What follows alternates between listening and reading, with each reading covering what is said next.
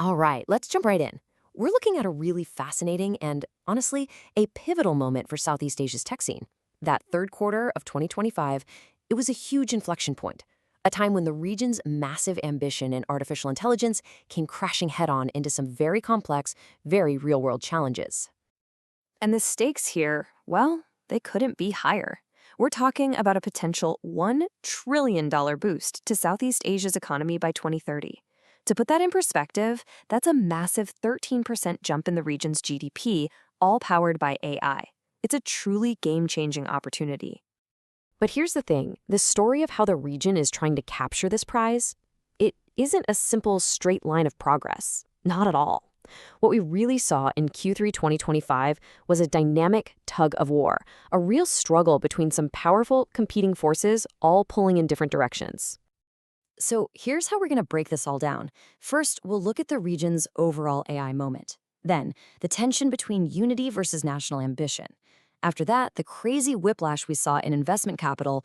Then we'll dive into the super app AI arms race. And finally, we'll look at the major bottlenecks and potential breakthroughs on the road ahead. Okay, so first up, let's set the stage. The public enthusiasm for AI in Southeast Asia is just off the charts. It's incredibly high, way more than what we're seeing in many Western nations. And that creates this really fertile ground for adoption. And check this out. This is exactly what I'm talking about. An incredible 80% of Indonesians and 77% of Thais see AI as more beneficial than harmful. Now, compare that to just 39% in the US and 36% in the Netherlands. I mean, that huge gap in public acceptance is a massive tailwind for the entire region. Which brings us to our first major battleground, the policy arena. This is where we see a huge push for a unified digital ASEAN run headlong into this fierce, almost frantic race for national dominance. So, in August, you had the first ever ASEAN AI Summit, and on the surface, it projected this powerful image of unity. The whole idea was to harmonize rules, align data standards, and build a single cohesive digital bloc. It was a really big deal. But behind that united front, the reality is a story of intense co-opetition. You have Singapore going all in with over $1 billion in new funding, trying to become the global hub. At the same time, Malaysia is positioning itself as an ecosystem builder, carving out a niche in things like green data centers. And then there's Indonesia, leveraging its massive domestic market to scale up with a huge $1.7 billion investment from Microsoft. So yeah, everyone wants to be the top AI player in the neighborhood. All right, let's switch gears and talk about the money.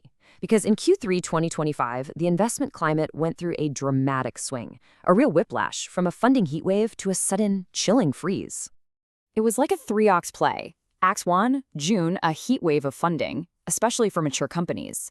Act 2, July, the market just froze. Funding completely plummeted, and not a single late-stage deal got done. By Act 3, August, a serious capital crunch was hitting the early-stage startups hard. And this chart just lays it all out, plain as day. Look at that drop.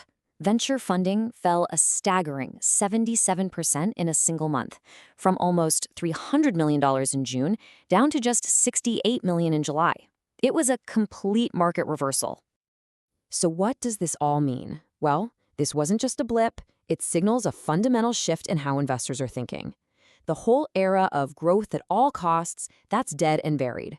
Investors are no longer just betting on a cool idea, they're demanding sustainable business models and a clear, believable path to actually making money.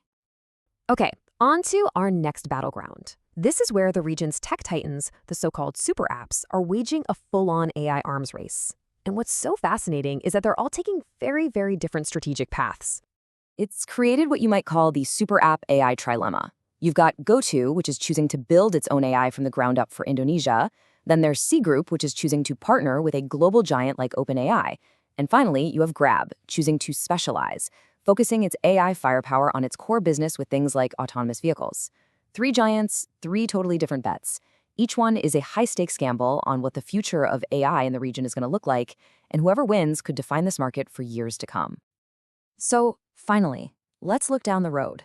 What's holding all this ambition back, and where might the next big breakthroughs actually come from? So despite all the progress, there are three major roadblocks that could seriously slow things down. First, and this is the big one, is a severe AI talent gap. There just aren't enough skilled people. Second is regulatory fragmentation. Every country has different rules, which makes it really hard to build a single regional market. And third, there are deep, deep concerns about data security, which more than half of companies say is their number one challenge. But looking forward, keep your eyes on two huge trends that are set to define everything. The first is the rise of what's called agentic AI. Think of it as moving beyond AI that just creates content to AI that can actually do things for you, autonomously executing complex tasks. The second is the critical push for green AI.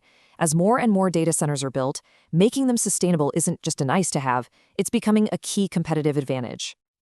And so, it all comes back to this one massive trillion-dollar question. Can this region, with all its energy and internal competition, successfully manage this tug of war?